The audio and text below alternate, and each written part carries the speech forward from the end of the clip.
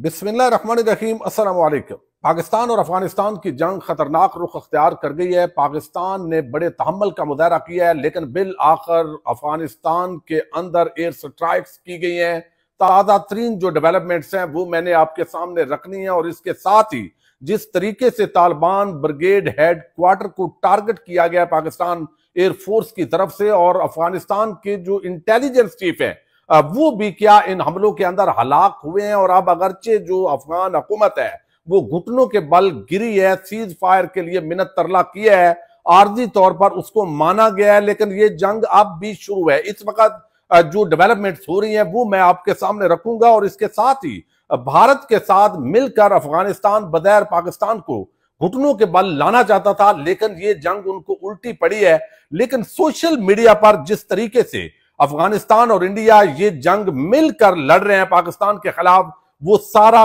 कच्चा चट्टा भी इस वक्त खुल गया है। ये सारी तफसीलात इस वीडियो के अंदर भी मैं आपके सामने रखूंगा। पाक व्यूज ये चैनल आप जरूर लाइक करें, सब्सक्राइब करें, और खास तौर पर जो वीडियो दें वहां पे आपने पाकिस्तान जिंदाबाद जरूर लिखना है, ताकि आपको ताजा तरीन जो अपडेट्स हैं वो आपके सामने लाई जा सके। इस वक्त आप देख रहे हैं कि पाकिस्तान और अफगानिस्तान जो आपस के अंदर बरादराना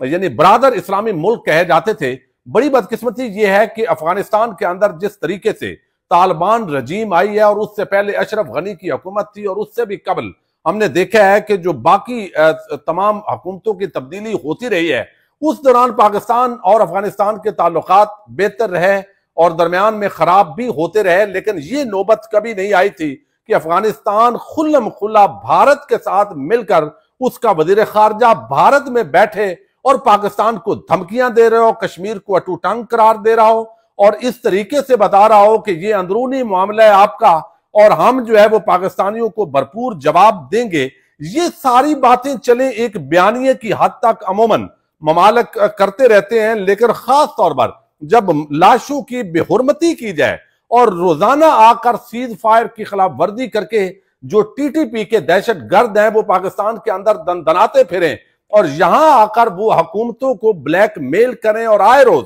धमाके दहशत गर्दी के वाकयात वो इस तरीके से हो रहे हों, तो फिर पाकिस्तानी अवाम और पाकिस्तानी फोर्सेस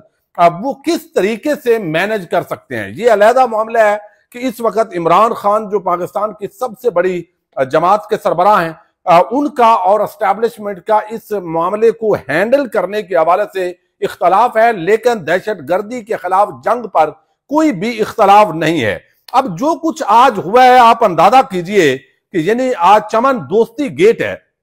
ड्यूरेंट लाइन है, आप उसको नहीं मानते तो इस तरह फिर पाकिस्तान को भी हक हासिल है कि वो अफगानिस्तान के अंदर घुस जाए। और इस वक्त जो इंटरनेशनल सिनेरियो है, यानी आप देखिए कि तालिबान है, मौजूदा जो गजा का मामला है, इस पे मुकम्मल तौर पर उनकी खामोशी जो है वो समझ से बाला तर हुई है। अब पाकिस्तान और अमेरिका और बाकी जो ममालिक मिलकर उन्होंने एक पैक्ट किया है, फिर सऊदी अरब के साथ पाकिस्तान का दिफाई की सूरत हाल तेजी के साथ तब्दील हो रही है। पाकिस्तान के गिर्द घेरा तंग किया जा रहा है। अब ये वाहिद इस्लामी मुल्क है, अगरचे सऊदी अरब के साथ दिफाई मुआहदा हुआ है। अभी 2 दिन पहले जो काबुल पर पाकिस्तान के अटैक हुए, और वो अटैक बुनियादी तौर पर अफगानिस्तान के पाकिस्तान पर अटैक के बाद हुए, वो रिटेलिएट किया गया पाकिस्तान की तरफ से। फिर सऊदी अरब और कतर जो है उन्होंने अपना किरदार अदा किया, लेकिन फिर भी अफगान हुकूमत ने सबक नहीं सीखा। अब मामला यहां तक पहुंचा है कि जिस अंदाज के अंदर ये सारा काम करने की कोशिश हो रही है, अब फेक न्यूज भी साथ फैलाई जा रही है।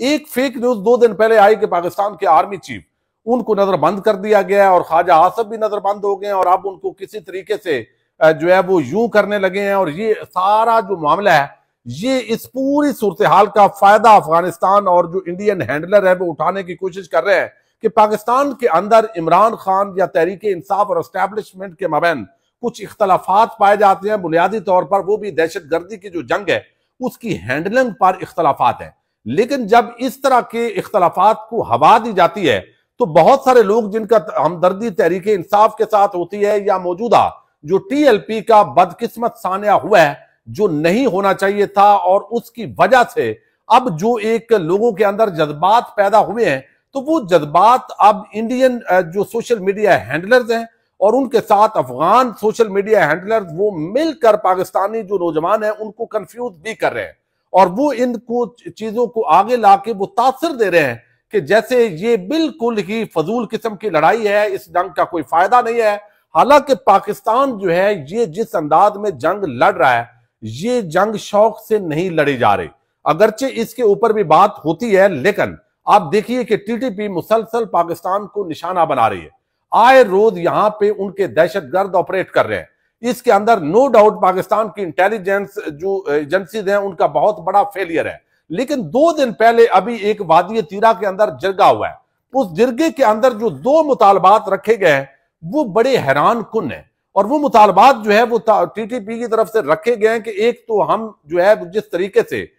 فاٹا اور جو یہ خیبر پختونخوا پہلے آپس کے اندر ان کا انضمام نہیں ہوا تھا، علیحدہ علیحدہ تھے اور وفاق کے اندر تھا، تو اس وقت ہم جدھر چاہتے تھے آتے جاتے تھے، تو ہمیں ایک تو آنے جانے کی آزادی ہونی چاہیے۔ اب وہ آئیں جائیں گے کیسے؟ جیسے ان کے پاس اسلحہ ہوتا ہے، جیسے وہ پوری تیاری کے ساتھ آتے ہیں، وہ پورے علاقے کو یرغمال بناتے ہیں، ایجوکیشن وہاں پر نہیں دی جا رہی خواتین کو، فنڈامنٹل رائٹس جو ہے وہ پوری طرح معطل کیے جاتے ہیں، ایک مخصوص قسم کا جو اسلام ہے۔ دوسرا ان کا مطالبہ یہ تھا کہ جو طالبان نے اسلامی نظام کا جو ماڈل نافذ کیا ہوا ہے وہ اس علاقے کے اندر جو یہ ایجنسیز ہیں یہاں پر نافذ کر دیا جائے۔ اب یہاں پہ ایک نئے وزیر اعلیٰ سہیل آفریدی آئے ہیں، ان کے لیے بھی بہت بڑا چیلنج ہے، اور میں یہ ذاتی طور پر سمجھتا ہوں کہ یہ اگر شرائط عمران خان کو بھی بتائی جائیں گی تو وہ ان کو قبول نہیں کریں گی۔ تو اب اس معاملے کو لے کر یہ دونوں شرائط ایسی ہیں کہ نہ تو طالبان کا جو کچھ کہا گیا، جو ان کا ماڈل ہے، اس کو اسلام قرار دیا جا سکتا ہے، اور نہ ہی یہاں پہ جو ہے وہ ان کو اس طرح آزادی کے ساتھ گھومنے کا مواقع دیے جا سکتے ہیں۔ لیکن یہ مطالبات کیے گئے، جرگے نے کہا کہ ہم بتاتے ہیں۔ اب ان سے کہا گیا کہ بھائی یہ جو سارے لوگ آتے ہیں اور یہاں دہشت گردی کے واقعات ہو رہے ہیں تو ان کو آپ روکیں، تو روکنے کی ضمانت وہ نہیں دے رہے ہیں۔ اب اس طرح کے معاملات کے اندر جب وہ آپریٹ کر رہے ہیں افغانستان سے، اور وہ بات یا تو انٹرنیشنل فورم پہ افغانستان اٹھائے، ورنہ جو ہے وہ آئے روز پاکستان کے پاس جو فضائیہ کی صلاحیت ہے وہ اس کو استعمال کرے گا، اور یہ بڑے دکھ کی بات ہے، اس پہ بالکل خوش نہیں ہونا چاہیے۔ اب اس کے جو اثرات ہیں وہ پاکستان کے اندر اب اعلان ہونے شروع ہو گئے ہیں، اور مناظر آپ دیکھ رہے ہیں تمام، جس طریقے سے تباہی کابل سے لے کر قندھار اور سپن بولدک تک ہوئی ہے اور مختلف سرحدی علاقوں کے اندر۔ لیکن یہاں پر ایک بات بڑی ہی عام ہے، اور وہ یہ کہ جس انداز کے اندر اب یہ سارے اثرات افغان جو مہاجرین ہیں ان پر پڑے ہیں کہ پاکستان کے اندر 1 ہفتے کا ٹائم دیا گیا ہے، مساجد کے اندر اعلانات شروع ہو چکے ہیں، 1 ہفتے کے اندر یہ پاکستان کو چھوڑ دے، اور کوئی بھی افغان یہاں پہ نہیں ہونا چاہیے، خاص طور پر غیر قانونی افغان جو اب اوور ٹائم ہو گئے ہیں یا اوور سٹے ہو چکے ہیں، یا پرانے جن کو کہہ دیا گیا ہے پاکستان کی نیشنلٹی ان کے پاس موجود نہیں ہے، کہ وہ واپس چلے جائیں۔ اب یہ دونوں ممالک کی جو ٹینشن ہے یہ ختم نہیں ہو سکتی، اس کی ایک بنیادی وجہ ہے، چونکہ آپ نے دیکھا کہ ابھی چند دن پہلے جو وزیر خارجہ ہیں افغانستان کے، وہ بھارت کا دورہ کر کے آئے ہیں، اور جو گفتگو انہوں نے وہاں کی، جس طرح کا طرز عمل اپنایا، پہلے ان کے جو کنیکشن تھے وہ پاکستان کے ساتھ تھے یا اکوڑا کھٹک جامعہ حقانیہ کے ساتھ تھے۔ تو جامعہ حقانیہ بنیادی طور پر دیوبند کا مدرسہ ہے، اور اس دیوبند جو ہے وہ بھارت کے اندر ایک علاقہ ہے، تو وہی وابستگی ہے پورے مکتبہ دیوبند کی، بریلوی کی بریلی شریف بھارت کے اندر ہے، وہاں پہ وابستگی ہے۔ لیکن وہاں پر جو انہوں نے گفتگو کی وہ براہ راست ہو گئے ہیں، اکوڑا کھٹک کا جو واسطہ ہے وہ انہوں نے ختم کر دیا ہے، افغانستان یعنی بھارت کے ساتھ ان کے کنیکشن ہو گئے ہیں۔ اب وہ ٹیکنالوجی لینے کی کوشش کر رہے ہیں، اور پھر امریکن ان کو مدد بھی فراہم کر رہے ہیں سارے جو پیسے کے حوالے سے، اور پاکستان کے حوالے سے ان کے نوجوانوں کے اندر جو نفرت ہے وہ سوشل میڈیا کے ذریعے بھی باقاعدہ بھارتی جو ہینڈلرز ہیں اب وہ یہ پوری گیم کر رہے ہیں۔ ہمیں یہاں پہ پاکستان کے اندر اندرونی اختلافات ہوں، جو بھی معاملات ہوں، تو یہ ہم نے دیکھنا ہے کہ کسی طریقے سے ایسے ٹریپ میں نہیں آنا کہ وہ ان کی ایجنسیز کو لے کے تو ایک ایسے پراپیگنڈا کا شکار ہوں کہ جو پاکستان کے اوپر جو ہے وہ حملہ آور ہو۔ اب اس کے اندر ایک جو بڑی خبر آئی ہے، اور وہ ایشیا انڈیکس اور دیگر اب انٹرنیشنل جو نیوز ایجنسیز ہیں وہ بھی اس کو اسی طریقے سے ویریفائی کر رہی ہیں، لیکن ابھی تک طالبان حکومت کی طرف سے اس کو قبول نہیں کیا گیا کہ افغان طالبان انٹیلیجنس چیف ملا Abdul Haq Wasik has reportedly been killed in Pakistani air strikes on Kabul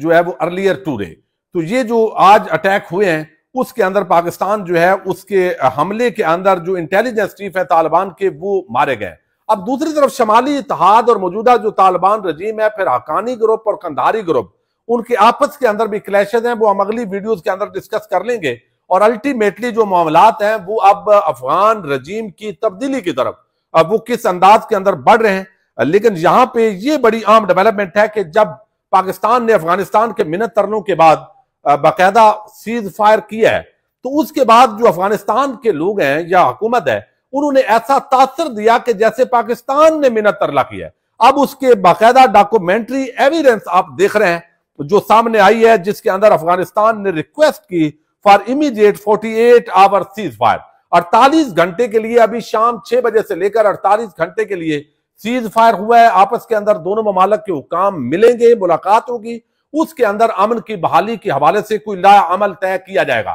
یعنی یہاں پہ ثبوت رکھ دیا ہے پاکستان نے کہ بھائی آپ نے منت ترلا کیا ہے، آپ گھٹنوں کے بل لائے ہیں، تو اب یہ جھوٹ آپ کیوں پھیلاتے ہیں؟ ابھی 2 دن پہلے پاکستان کے جو انٹیلیجنس چیف ہیں، یعنی D G I S I رپورٹڈلی اور وزیر خارجہ، وہ افغانستان کے اندر جا کر بات چیت کرنا چاہتے تھے، لیکن جب وزیر خارجہ جو ہیں افغانستان کے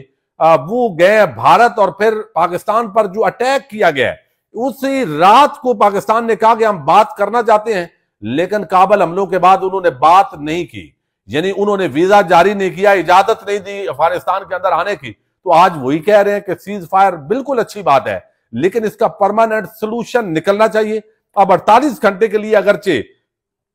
سیز فائر ہو گیا ہے، لیکن آج جس طرح بھرپور طریقے سے